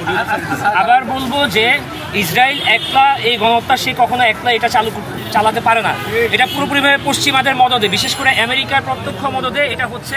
কিন্তু এই কথাটা আমরা বলতে পারি না, এটা করলেই বলা হয় যে আমরা দেশে বিশৃঙ্খলা করতেছি, বিনিয়োগ আসতে প্রবলেম হচ্ছে। বিনিয়োগের জায়গায়, ব্যবসার জায়গায়, কিন্তু যে সত্য আমাদেরকে বলতে হবে। আমেরিকা তার পলিসি পরিবর্তন করুক, তার নিজের নাগরিকরা কোটি কোটি মানুষ রাস্তায় নেমে আসছে যেমন হয়, তো তাদের গণতন্ত্র কোথায় এখন? আমাদের শেষ বক্তার বক্তব্য আপনারা শুনেছেন, তো তারা তাদের নিজেদের নাগরিকদের কথায় পাত্তা দিচ্ছে না। সেখানে আমরা বললে কেন এটা মানে উগ্রতা হবে, কেন এটা অনাকাঙ্ক্ষিত হবে? তাদের যে কমপ্লিসিট, তারা যে জেনোসাইডটা এনাবল করতেছে, তারা এই এথনিক ক্লিনজিং এনাবল করতেছে গত 70 বছর ধরে, এই সত্যটা সবার জানা উচিত। আমেরিকাকে আমরা এটা বুঝে ফেলেছি, এই বার্তাটা তাদের কাছে পৌঁছে দিতে হবে, এটা হচ্ছে আমাদের কথা। ঠিক, থ্যাংক ইউ ভাই। আল্লাহু আকবার, নারায়ে তাকবীর, আল্লাহু আকবার, নারায়ে তাকবীর, আল্লাহু আকবার, নারায়ে তাকবীর, আল্লাহু আকবার, নারায়ে তাকবীর, আল্লাহু আকবার, নারায়ে তাকবীর, আল্লাহু আকবার, নারায়ে তাকবীর, আল্লাহু আকবার, নারায়ে তাকবীর, আল্লাহু আকবার, নারায়ে তাকবীর, আল্লাহু আকবার। خيبر خيبر يا يهود، خيبر خيبر يا يهود، جيش محمد سوف يعود، جيش محمد سوف يعود، خيبر خيبر يا يهود، خيبر خيبر يا يهود، جيش محمد سوف يعود، جيش محمد يا يهود، خيبر خيبر يا يهود، نعرة التكبير، الله أكبر، نعرة التكبير، الله أكبر، نعرة التكبير، الله أكبر. خيبر خيبر يا يهود، جيش محمد سوف يعود، جيش محمد سوف يعود، خيبر خيبر يا يهود، خيبر خيبر يا يهود، جيش محمد سوف يعود، نعرة التكبير، الله أكبر. ভাই ভাই একটু চাপে لا إله إلا الله، لا إله إلا الله، لا إله إلا الله. إسرائيل بجار، فلسطين مقتدر، إسرائيل بجار، إسرائيل بجار، فلسطين مقتدر، فلسطين مقتدر، إسرائيل بجار. বিশ্ববাসী এক হও, বিশ্ববাসী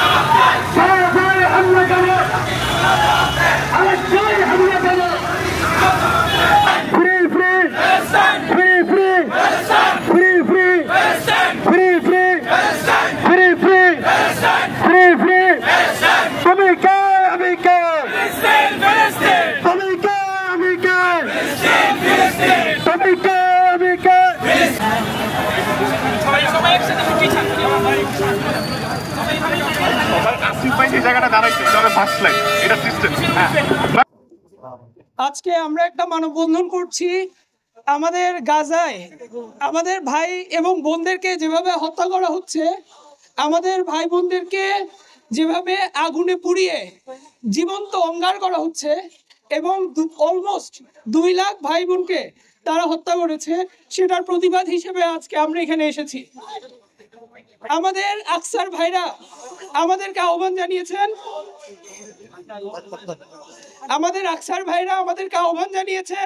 আমরা যেন প্রত্যেকটা দেশে, মুসলিম এবং অমুসলিম দেশে, আমরা যেন তাদের সমর্থনে রাস্তায় নেমে আসি।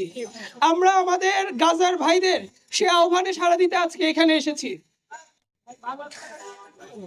পুরো বিশ্বের যে মুসলিম দেশগুলো তারা প্রত্যেকে সাক্ষী রাখুক যে বাংলাদেশের মুসলমানরা পুরো মুসলিম বিশ্ব থেকে বিচ্ছিন্ন হওয়া সত্ত্বেও, বাংলাদেশের মুসলিমরা কোনো মুসলিম দেশের সাথে সরাসরি কানেকশন না থাকা সত্ত্বেও তারা পুরো মুসলিম বিশ্বের সব দেশের চেয়ে সবচেয়ে সক্রিয়ভাবে গাজার ভাইদের ডাকে সাড়া দিয়েছে। ইয়া আল্লাহ, আপনি সাক্ষী থাকুন, আমাদের সামর্থ্য সীমিত, কিন্তু আমরা আমাদের ভাইদের ডাকে সাড়া দিয়েছি। তো এখন আমাদের মানববন্ধন শুরু হবে।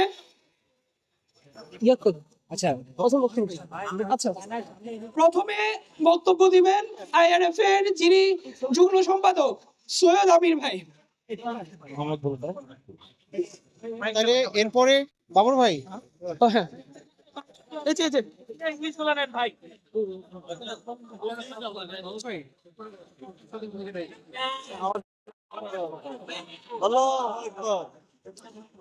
আসসালামু আলাইকুম। আলহামদুলিল্লাহ ওয়াসসালাতু ওয়াসসালামু আলা রাসূলিল্লাহ। আমাদের মানববন্ধনে যারা এসেছে সবাইকে প্রথমে ধন্যবাদ দিচ্ছি। এই কর্মসূচিতে উপস্থিত হয়েছেন। তো আমরা সবাই যে অন্যতম একটা বর্বরচিত গণহত্যার প্রতিবাদে আমরা আজকে সমবেত হয়েছি এই মানববন্ধনে। আমরা এই আপনাদেরকে আবারও ধন্যবাদ জানাচ্ছি, আল্লাহ তাআলার কাছে শুকরিয়া আদায় করছি যে তিনি আমাদেরকে এই কম আবহাওয়ার করার সুযোগ করে দিয়েছেন। তো অধিকাংশ কথা আমরা ইতিমধ্যে বলে ফেলেছি, কিন্তু কিছু বিষয় আবারও রিপিট করছি। সেটা হচ্ছে ইসরায়েলি যে গণহত্যা, এটা কোনো বিচ্ছিন্ন বিদ্যমান যে বিশ্ব ব্যবস্থা, যে লিবারেল ওয়ার্ল্ড অর্ডার, এটা থেকে বিচ্ছিন্ন কোনো কিছু নয়। গ্লোবাল যে হেজেমনিক শক্তিগুলো আছে, অর্থাৎ বৈশ্বিক যে আধিপত্যবাদী শক্তিগুলো আছে, আমেরিকা যাদের মাথা, তাদের নেতৃত্বে, তাদের স্বার্থে এবং তাদের প্রত্যক্ষ প্ররোচনায়, তাদের প্রত্যক্ষ সাপোর্টে কিন্তু এই জেনোসাইড, এই এথনিক ক্লিনজিং সংগঠিত হচ্ছে। এবং ইসরায়েল সবসময় যে পলিসিটা নিয়েছে সেটা হচ্ছে তারা সবকিছু মাটির সাথে মিশিয়ে দিবে, অর্থাৎ যুদ্ধের কিছু নিয়ম কানুন থাকে সবসময়, তারা কোনো যুদ্ধের নিয়ম কানুনের কোনো ধার ধারে না। তারা শিশু থেকে শুরু করে বৃদ্ধ, নারী, শিশু, অসুস্থ, আহত কাউকে ছাড় দেয় না, সবাইকে নির্বিচারে গণহত্যা করছে। তো এটা আমাদের কাছে এই যে আনপ্রপোর্শনেট ভায়োলেন্স, মানে কোনো পরিমাপহীন যে ভায়োলেন্স, পরিমাপহীন যে হিংসা, প্রতিহিংসা, এটা আমাদের কাছে আমাদের সাধারণ মানুষের মাথায় নাও ধরতে পারে, কিন্তু এটা তাদের প্ল্যান, এটাই তাদের স্ট্র্যাটেজি। এই বর্বরতা এবং এই নৃশংসতার মাধ্যমে তারা আমাদের মনের মধ্যে একটা হতাশা, নিরাশা এবং ভয় ঢুকিয়ে যে হোয়াট ইফ আমরা যদি তাদের এসব অপকর্মের কথা বলি তাহলে কি হবে। আপনারা অনেকেই জানেন যে গতকালকে বিশ্বের একটা মাত্র দেশ আছে যেখানে ইসরায়েলের পক্ষে মিছিল হয়েছে, এবং সম্ভবত গতকালকেই। আপনারা বলতে পারবেন সে দেশটা কোনটা? ভারত, তাই না? আমাদের পার্শ্ববর্তী যে দেশ, যে হিন্দুত্ববাদী, যেই বর্তমান গদি সরকার এবং বিজেপির এবং RSS এর নেতৃত্বাধীন যেই ভারত, এরা কিন্তু আমাদের জন্য আঞ্চলিক জায়নবাদী। এরা হচ্ছে ইসরায়েলের একটা দেখলাম যে ইন্ডিয়া থেকে অনেক ভাড়াটে মার্সেনারি সেনা নৃশংস, এর মধ্যে অনেকগুলো আছে যেখানে এসব ইন্ডিয়ান সোলজাররা জড়িত, ইন্ডিয়া থেকে যারা এরা জড়িত। তার মানে আমাদের প্রতিবেশী, এদের কি অবস্থা আমরা ভালো মতো নেই। আমাদের এই জিনিসগুলো ভালো মতো আসলে জানা দরকার। তো আমি বলবো আমরা যাতে ভয় না পাই, একমাত্র আল্লাহ সুবহানাহু ওয়া তাআলাকে, এবং আমাদের নিজেদের যে দুর্বলতা, আমাদের নিজেদের যে নাফরমানি, এটাকে ভয় পাওয়া উচিত। মূলত আমাদের কৃতকর্মের কারণে আল্লাহ সুবহানাহু ওয়া তাআলার যে নুসরত, যে সাহায্য, এটা আমাদের কাছে আসছে না। কারণ আল্লাহ সুবহানাহু ওয়া তাআলা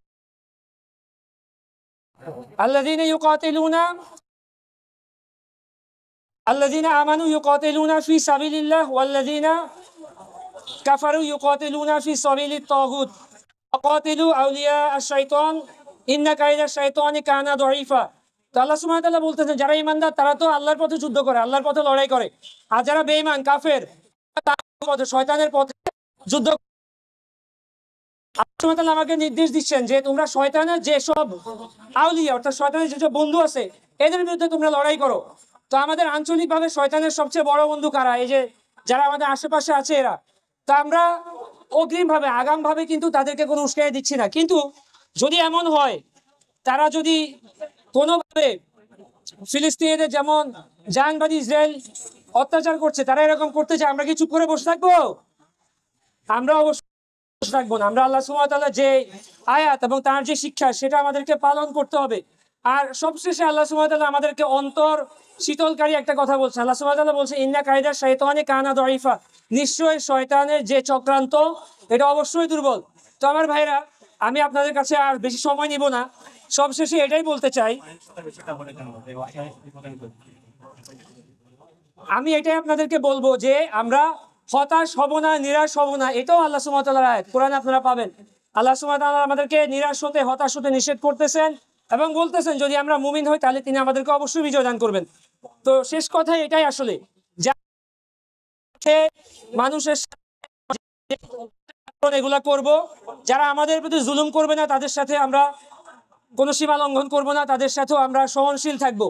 আর আমরা IRF থেকে যে কর্মসূচি পালন করছি, আপনারা দেখেছেন যে আমরা অত্যন্ত শান্তিপূর্ণভাবে এই কর্মসূচিগুলো পালন করে আসছি, কোনো বিশৃঙ্খলা হয়নি। আমরা ট্রাফিককেও ছেড়ে দিয়েছি, এবং আমরা যেখানেই আমাদের ভাইয়েরা যেখানে যে কর্মসূচি পালন করুন, বিশেষ করে আমরা যারা ইসলামপন্থী হিসেবে পরিচিত আছি, আমরা যারা মুসলিম হিসেবে, আমাদের চেহারা, সুরতে, চলনে, বলনে, কথাবার্তা যাদের ইসলামের কথা, তাদেরকে অবশ্যই এই বিষয়ে আরো বেশি সচেতন হতে হবে। কারণ একটা কথা আছে, সাদা কাপড়ে যখন দাগ লাগে এই দাগটা মানুষের কাছে বেশি দেখা যায়, নাকি ভাই?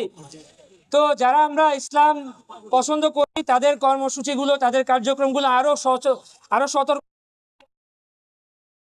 ভাবে, স্বচ্ছতার সাথে আমাদেরকে করতে হবে। আমি অনুরোধ করব আপনারা আপনাদের স্ব এলাকায় এই আন্দোলন ফিলিস্তিনের ভাইদের জন্য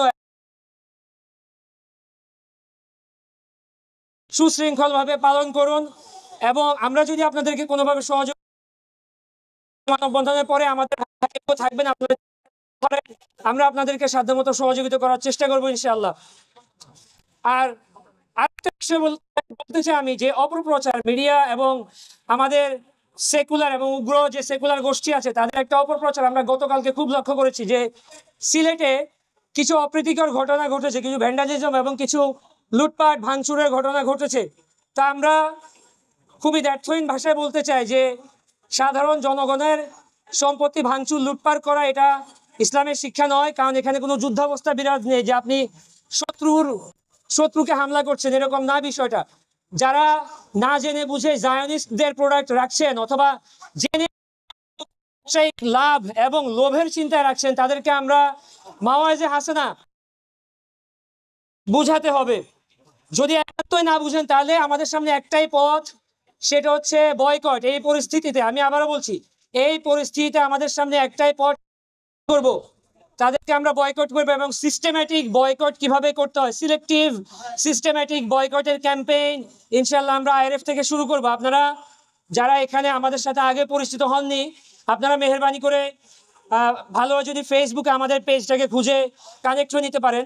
আমরা ইনশাল্লাহ খুব শীঘ্রই সিস্টেম্যাটিক বয়কটের জন্য রিসোর্স এবং কিভাবে করা যায় এই বিষয়গুলো আমরা ইন্ট্রোডিউস করার চেষ্টা করবো। অলরেডি অনেকে কাজ করছেন, আমরাই প্রথম না, কিন্তু আমরা একটু সিস্টেম্যাটিকভাবে করার চেষ্টা করবো ইনশাল্লাহ, যাতে করে বয়কটিং এর মাধ্যমে যারা জায়নিস্টদের প্রেমী, তাদের মুহিব্বিন আছে, তাদের সহচর আছে, গণহত্যার সহযোগী আছে, একটু উপযুক্ত শিক্ষা দিতে পারি। এবং আমাদের ইন দ্য প্রসেস, এই প্রসেসে আমরা যাতে আমাদের দেশের পরিস্থিতিকেও কোনো নাজুক কোনো সুযোগ সন্ধানীদের সামনে উন্মুক্ত করে না দিতে হয়, এই ব্যবস্থাটা আমরা করার সবাই চেষ্টা করব। তো আপনাদের আসার জন্য আপনাদের আবারও ধন্যবাদ জানাচ্ছি এবং আল্লাহ সুবহানাহু ওয়া তাআলার তাকবীর তাকবীর তাকবীর। আসসালামু আলাইকুম ওয়া রাহমাতুল্লাহি ওয়া বারাকাতুহু। আসসালামু আলাইকুম ওয়া রাহমাতুল্লাহি ওয়া বারাকাতুহু। ইন্নাল হামদালিল্লাহ নাহমাদুহু ওয়া নুসাল্লি আলা রাসূলিল কারীম। আজকে যে ইসরায়েলকে আপনারা দেখছেন, এই ইসরায়েলের কোনো অস্তিত্ব মধ্যপ্রাচ্যে একটা সময় ছিল না। এটা পুরোটাই মুসলিমদের সাম্রাজ্যের অংশ ছিল, এটা মুসলিম দেশ ছিল। এখানে ইহুদিরা ছিল, তারা আমাদের অধীনে শান্তি এবং নিরাপত্তার সাথে ছিল, কিন্তু তাদের আলাদা দেশ ছিল না, তাদের আলাদা কোনো এরকম রাষ্ট্র বা ক্ষমতা এগুলো ছিল না। ইসরায়েলকে বাইরে থেকে এনে আজকে যদি আপনারা ইসরায়েলদেরকে দেখেন, তারা কেউ আমেরিকান ইসরায়েলি, তারা কেউ হচ্ছে কানাডিয়ান ইসরায়েলি। এই পুরো ইউরোপ থেকে ইসরায়েলিদেরকে এনে মুসলিম বিশ্বে কারা বসালো? আমেরিকা, ব্রিটেন এবং জাতিসংঘ। আমেরিকা, ব্রিটেন, জাতিসংঘ, অর্থাৎ এই যে পুরো বিশ্ব ব্যবস্থা, এই পুরো বিশ্ব ব্যবস্থা ইসরায়েলের উত্থান, ইসরায়েলের টিকে থাকা এবং ইসরায়েলের বর্বরতা, এই ইসরায়েলের বর্বরতার বৈধতার সাথে যুক্ত। তো আমাদের যে জিনিসটা সবার প্রথমে মাথায় রাখতে হবে, যে আমাদের এই যুদ্ধটা ইসরায়েলের সাথে না, আমাদের এই যুদ্ধটা আফগানিস্তানে আমেরিকার বিরুদ্ধে, আমাদের এই যুদ্ধটা সিরিয়ায় রাশিয়ার বিরুদ্ধে, আমাদের এই যুদ্ধটা গাজায় ইসরায়েলের বিরুদ্ধে, আমাদের এই যুদ্ধটা বাংলাদেশে ভারতের বিরুদ্ধে। এই পুরো বিশ্ব ব্যবস্থা মুসলিমদের বিরুদ্ধে ঐক্যবদ্ধ হয়েছে। আল কুফরু মিল্লাতিন ওয়াহিদা, পুরো কাফেররা একজাত। তারা এমন ভাবে মুসলিমদেরকে আক্রমণের জন্য ডাকছে যেভাবে একে অপরকে খাবারের জন্য ডাকে। চিন্তা করেন, যখন ইসরায়েল মুসলমানদেরকে হত্যা করে, তখন আমেরিকা ইসরায়েলের মধ্যে যত সমস্যা থাকুক, ভারত আমেরিকার মধ্যে যত সমস্যা থাকুক, ফ্রান্স এবং আমেরিকার মধ্যে যত সমস্যা থাকুক, পুরো পশ্চিম, পুরো কাফের বিশ্ব এক হয়ে যায় মুসলিমদের বিরুদ্ধে। গাজাবাসীর জন্য তো সুসংবাদ, একটা ছোট্ট মাত্র জায়গা, একটা ছোট্ট মাত্র শহর, তারা পুরো পৃথিবীর বিরুদ্ধে যুদ্ধ করে চলছে, কিন্তু আল্লাহর অশেষ রহমতে কেউ তাদেরকে পরাজিত করতে পারছে না। পরাজয়টা আমাদের জন্য। গত 15 বছর ধরে ভারত আমাদের দেশে একজন জালেম শাসক বসিয়ে রেখেছিল, কিন্তু 15 বছর ধরে বাংলাদেশের মানুষ 2 শব্দটা করে নাই। কিন্তু তারপর আল্লাহ তার বান্দাদের মধ্য থেকে একটা অংশকে তুলে এনেছেন। বাংলাদেশের মুসলমান তার রক্ত দিয়ে, জীবন দিয়ে 15 বছরের কাফারা দিয়েছে। তারপরে কি হলো? তারপর আমরা বাংলাদেশে দেখি বর্তমান সরকারের নেতৃত্বস্থানীয় লোকরা আমাদেরকে বলে যে ইসরায়েলের বিরুদ্ধে কথা বলা যাবে, আমেরিকার বিরুদ্ধে কথা বলা যাবে না। আপনারা এই বর্তমান সরকার, সেনাবাহিনী, বাংলাদেশের যত এলিট শ্রেণী আছে, সবাইকে সিদ্ধান্ত নিতে হবে, আপনারা কি গাজার পক্ষে, আপনারা কি ঢাকার পক্ষে, আপনারা কি সিরিয়ার পক্ষে, নাকি আপনারা আমেরিকা, ইসরায়েল, ব্রিটেনের এই বিশ্ব ব্যবস্থার পক্ষে? আমরা যতটুকু দেখছি, লক্ষ্য করছি যে কোন সেকুলার ব্যবস্থা কখনো মুসলমানদের পক্ষে অবস্থান নেবে না। কোন সেকুলার ব্যবস্থা কখনো ইসরায়েলের বিরুদ্ধে কার্যকর কোনো পদক্ষেপ নেবে না। এই জিনিসটা আমাদের কাছে যেরকম পরিষ্কার, তার চেয়েও বেশি পরিষ্কার আমেরিকা, ব্রিটেন, ওখানে সাধারণ মানুষদের কাছে। তারা এখন মানবাধিকার, তারপর আন্তর্জাতিক আইন এগুলোকে পাত্তাই দিচ্ছে না। কিন্তু আমাদের অবস্থা লক্ষ্য করেন, আমরা এখনো জাতিসংঘের কাছে গিয়ে সমাধান খুঁজি, আমরা এখনো আমেরিকার কাছে গিয়ে সমাধান খুঁজি। আমরা মনে করি যে এই সেকুলার তন্ত্রমন্ত্রগুলো, আরব কান্ট্রির নেতাগুলো বা মুসলিম বিশ্বের নেতাগুলো যারা ইসলামকে ত্যাগ করেছে, যারা আফগানিস্তানে, সোমালিয়ায় বোমা মারছে, এই ধরনের শাসকরা তারা ফিলিস্তিনকে মুক্ত করবে। আমাদের তো লজ্জা হওয়ার কথা। গাজাবাসী আমাদেরকে শিখিয়ে দিয়েছে যে বিশ্বের কেউ তোমার সাথে দাঁড়াবে না, বিশ্বের কেউ তোমার সাথে থাকবে না, শুধু আল্লাহ বাদে। সো আমাদেরকে আল্লাহর উপর ভরসা নিয়ে আমাদের প্রিপেয়ার্ড হওয়া দরকার ছিল। আল্লাহর উপর ভরসা নিয়ে আমাদের আল্লাহর জমিনে আল্লাহর আইন প্রতিষ্ঠা করার দরকার ছিল। কিন্তু সেটা না করে আমরা ঘরে বসে থাকবো, আমরা তুরস্কের দিকে তাকিয়ে থাকবো, আমরা ইরানের শিয়া রাফিদিদের দিকে তাকিয়ে থাকবো, যারা সিরিয়ায় নিকৃষ্ট তাগুত বাশার আল আসাদকে বছরের পর বছর ধরে সাহায্য করেছে, যারা সিরিয়ায় মুসলমানদেরকে হত্যা করেছে। সো আমাদের যে দুর্দশা, গাজার দুর্দশার কারণ গাজা না, গাজার দুর্দশার কারণ ইসরায়েল না, গাজার দুর্দশার কারণ আমরা আমাদের ভাইদের পাশে দাঁড়াতে পারি নাই। কেন? কারণ আমরা পশ্চিমা তন্ত্রমন্ত্রে ভূত হয়ে আছি। সো এই যে আমরা আমাদের ভাইদের পাশে দাঁড়াতে পারছি না, সেটা কাফারা আমাদেরকে দিতে হবে। সেটার কাফারা হচ্ছে আজকে আমাদের মিছিল মানববন্ধন গুলো, সেটার কাফারা হচ্ছে আমাদের বয়কট ক্যাম্পেইন। যদি আমরা একটুকু করতে না পারি, আল্লাহর কসম, আল্লাহর কসম, হাসরের ময়দানে আমরা এই আমেরিকার ডোনাল্ড ট্রাম্প নেতানিয়াহুর সাথে হাসরের ময়দানে উঠবো। আমাদের অন্তত বেসিক পরিমাণ কিছু জিনিস করতে হবে, সেটা হচ্ছে বয়কট, প্রতিবাদ জারি রাখা, আমাদের জেনারেশনকে এই ব্যাপারে শিক্ষিত করা। নুরুদ্দিন জিক্কির মতো চিন্তা করেন, নুরুদ্দিন জিক্কি ফিলিস্তিন জয় করে যান নাই, ওনার ছাত্র সালাউদ্দিন আইয়ুবী ফিলিস্তিন জয় করছেন। উনি কি করছেন?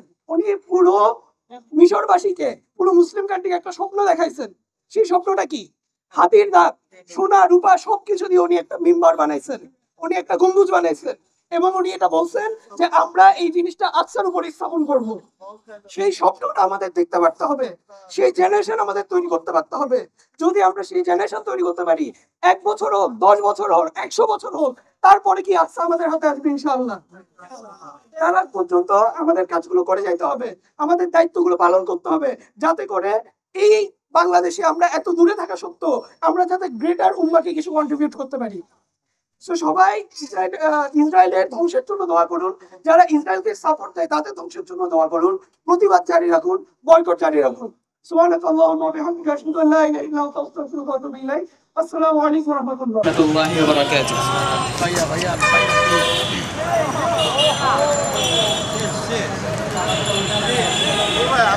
السلام عليكم ورحمة الله وبركاته. الحمد لله نحمده ونستعينه ونستغفره ونصلي عليه. يا أهل العزة والكرامة، يا من بذلوا أنفسهم في سبيل أول قبلة للإسلام، نحن مسلمو بنغلاديش دائما إلى جانبكم. دماؤكم هي دماؤنا، أهلكم هو أهلنا، آلامكم هي آلامنا. إن دماءكم وتضحياتكم لن تذهب سدى أبدا، فإن دماء المؤمنين لا تذهب سدى. وإن المثال الذي ضربتموه في الثبات والصبر والمقاومة سيظل دائما إلهاما لنا. عليكم ورحمة الله.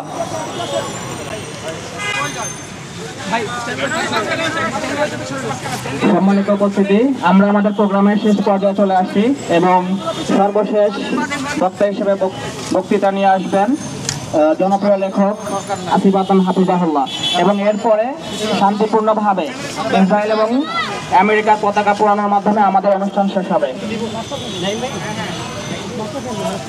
বিসমিল্লাহ ওয়াসসালাতু ওয়াসসালামু আলা রাসূলিল্লাহ। আসসালামু আলাইকুম ওয়া রাহমাতুল্লাহ। প্রয়োজনীয় কথা সবই বলা হয়ে গেছে।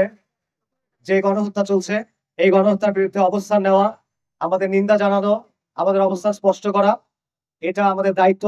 এবং বিশেষ করে বাইতুল মাকদিসের অধিবাসীরা পুরো মুসলিম উম্মাহকে আহ্বান জানিয়েছেন, তাই এটা করা আমাদের জন্য প্রয়োজন। আমি এখানে বিশেষভাবে ভারতের ব্যাপারে কিছু কথা এখন যোগ করতে চাই। আপনারা জানেন ভারতে কিছুদিন আগে বিতর্কিত ওয়াকফ বিল পাস হয়েছে। বস্তুত এই বিলের মূল উদ্দেশ্য হলো মুসলিমদের সম্পদ, মুসলিমদের প্রতিষ্ঠান, মুসলিমদের অর্থ জবরদখল করা, মুসলিমদের সম্পদ, মুসলিমদের প্রতিষ্ঠান হিন্দুত্ববাদীদের অধীনস্থ করা, এবং এটা করার জন্য মূলত রাষ্ট্রযন্ত্রকে ব্যবহার করা হচ্ছে। এটা নতুন কোনো বিষয় না। গত কয়েক দশক ধরে হিন্দুত্ববাদীরা ধারাবাহিকভাবে মুসলিমদের উপর নানা রকম সিস্টেম্যাটিক জুলুম চালিয়ে যাচ্ছে। কাশ্মীরের 370 ধারা বাতিল করা হয়েছে, নাগরিকত্ব সংশোধনী আইনের মাধ্যমে মুসলিমদের দ্বিতীয় শ্রেণীর সিটিজেনে পরিণত করা হয়েছে, বাবরি মসজিদ ঘুরিয়ে দেওয়া হয়েছে, সেখানে রাম মন্দির তৈরি করা হয়েছে, মুসলিমদের বাধ্য করা হয়েছে জয় শ্রীরাম স্লোগান দিতে, উগ্র হিন্দুত্ববাদী স্লোগান দিতে, মুসলিমদের রাস্তাঘাটে পিটিয়ে মারা হয়েছে, মুসলিমদের মসজিদ তেরপল দিয়ে ঢেকে রাখা হয়েছে, এবং মুসলিমদের নারীদের টার্গেটেড ভাবে রেপ করা হয়েছে, ধর্ষণ করা হয়েছে। এই ধারাবাহিকতায় এই ওয়াকফ বিল পাস হয়েছে। এই বিষয়টা ভারতের যে ওয়াকফ বিল পাস করা হয়েছে এটি শুধুমাত্র ভারতের মুসলিমদের বিষয় না, এটি সমগ্র মুসলিম উম্মাহর স্বার্থের সাথে জড়িত। এটা সমগ্র মুসলিম উম্মাহর স্বার্থের সাথে জড়িত এবং এটি ভারতবর্ষের উপমহাদেশের মুসলিমদের ভবিষ্যৎ এবং স্বার্থের সাথে জড়িত। হিন্দুত্ববাদী আন্দোলন এক নির্দিষ্ট গন্তব্যের দিকে এগিয়ে যাচ্ছে এবং আমরা আজও বেখবর। আমরা যদি সতর্ক না হই তাহলে আমাদের জন্য অত্যন্ত গভীর, অত্যন্ত দুর্যোগপূর্ণ এক সময় অপেক্ষা করছে। যেভাবে মধ্যপ্রাচ্যে ইসরায়েল উম্মাহর শরীরকে রক্তাক্ত করছে, সেভাবে অদূর ভবিষ্যতে হিন্দুত্ববাদী শক্তি উপমহাদেশে মুসলিমদের শক্তি রক্তাক্ত করবে। আল্লাহ সুবহানাহু ওয়া তাআলা কোরআনে আমাদের জানিয়েছেন মুমিনদের প্রতি শত্রুভাবাপন্নতায় সবচেয়ে বেশি অগ্রগামী হলো ইহুদি এবং মুশরিকরা। সাদাকাল্লাহুল আযীম। এই বাস্তবতা আমরা আজ দেখতে পাচ্ছি। ইউনিভার্সিটি অফ ক্যালিফোর্নিয়ার অধ্যাপক খালেদ আবুল ফাদল তিনি জানিয়েছেন ভারতের হিন্দুত্ববাদীরা স্বেচ্ছাসেবী হিসেবে ইসরায়েলের সেনাবাহিনীতে যোগ দিয়েছে। ভারতের হিন্দুত্ববাদীরা যুদ্ধ করার জন্য গাজায় গিয়েছে এবং তারা গাজায় ঘটা সবচেয়ে বড় ম্যাসাকার গুলোর অনেকগুলোর সাথে এই হিন্দুত্ববাদীরা যুক্ত। তারা মুসলিমদের গণহত্যায় আগ্রহী, তারা মুসলিমদের গণহত্যার আনন্দ পেতে চায়। হিন্দুত্ববাদীরা স্পষ্টভাবে বলেছে যেভাবে ইসরায়েল মধ্যপ্রাচ্যে কাজ করছে সেভাবে তারা উপমহাদেশে কাজ করতে চায়। যেভাবে হিন্দুত্ববাদীরা গাজায় আগ্রাসন চালাচ্ছে সেভাবে তারা কাশ্মীরে আগ্রাসন চালাতে চায়। হিন্দুত্ববাদ এবং জায়নবাদ একই মুদ্রার এপিটোপিট। হিন্দুত্ববাদ এবং জায়নবাদ একই সাপের দুই বিষ। এই বাস্তবতা আমাদেরকে বুঝতে হবে এবং এই সত্য আমাদের জানতে হবে, জানাতে হবে এবং আমাদের এর জন্য প্রস্তুতি নিতে হবে যাতে করে এই আগ্রাসনের মোকাবেলা আমরা করতে পারি। কারণ আমাদের অবশ্যই নিজ কম এবং জমিনের নিরাপত্তা এবং ধারাবাহিকতা রক্ষা করতে হবে। আসসালামু আলাইকুম ওয়া রাহমাতুল্লাহি ওয়া বারাকাতুহু। পূর্ণভাবে ইসরায়েল এবং মার্কিন আমেরিকার পতাকা পোড়ানোর মাধ্যমে আমাদের প্রোগ্রাম শেষ করব। তো আমাদের এখানে শান্তিপূর্ণভাবে একটা জায়গা করে দেয় পতাকা পোড়ানোর জন্য। সবাই একটু পিছিয়ে যায়, সামনে থেকে যারা আছে তারা দুই পাশে একটু সরিয়ে যায়, দুই পাশে সরে গিয়ে জায়গা করে দেয়।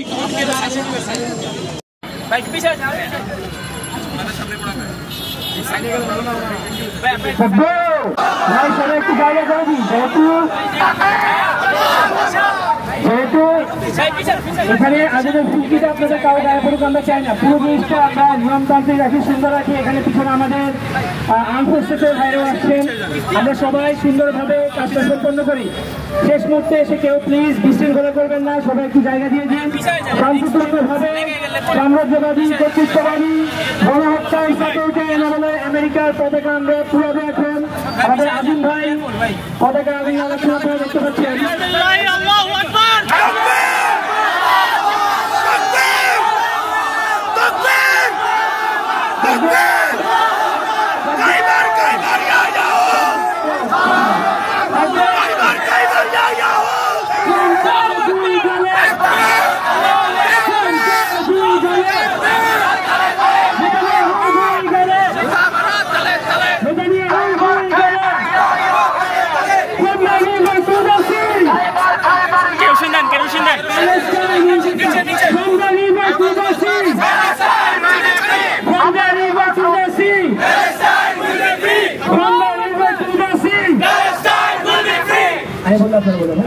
One, two, three, four. Zionism no more. 1, 2, 3, 4. Zionism no more. 1, 2, 3, 4. Zionism no more. 1, 2, 3, 4. Zionism no more.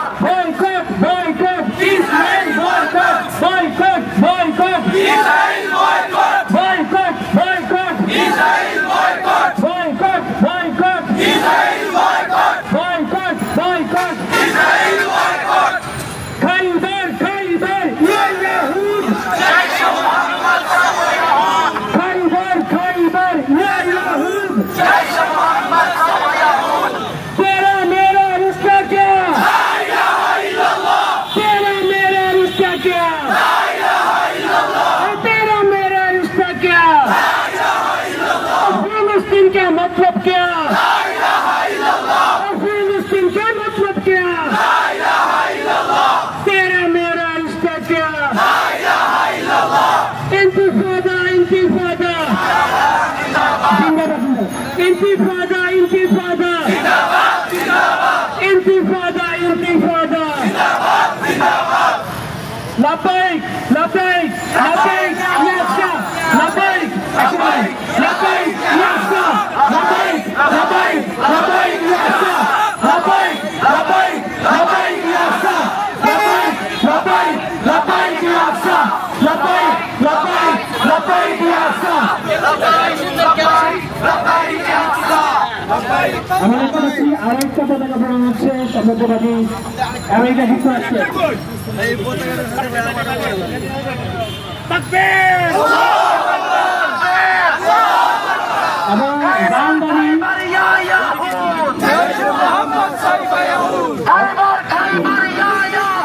জয় মোহাম্মদ সাউফা ইয়াউদ এবং আমাদের কাছে গানদানি অবৈধ রাষ্ট্র ইসরায়েল যারা কিনা ইউরোপের রিফিউজি ছিল একসময় আপনি ইতিহাস পড়ে দেখবেন আপনাদের কাছে আমার বিনীত অনুরোধ আছে এখন আমরা দেখছি কিছু মুসলিম দায়ী নামধারী ব্যক্তি তারা ইসরায়েলের ক্রাইমকে হোয়াইট ওয়াশ করার চেষ্টা করে তারা বলে যে কেন ৭ অক্টোবর প্রতিরোধ যোদ্ধারা কেন ইসরায়েলে তাদের যে অপারেশন তাদের যে রেইড এটা চালালেন এরা মনে করে ইতিহাস ৭ অক্টোবর শুরু হয়েছে কিন্তু আসলে বাস্তবতা কি তাই এরা কি ইতিহাস পড়ে না ৪৮-এর নাগপার ইতিহাস এরা পড়ে নাই প্রথম ইন্তিফাদার ইতিহাস এরা পড়ে নাই দ্বিতীয় ইন্তিফাদার ইতিহাস এরা পড়ে নাই যখন কোনো প্রতিরোধ আন্দোলন ছিল না তখনই তো ইসরায়েল এই যে আমাদের যে জাতিসংঘ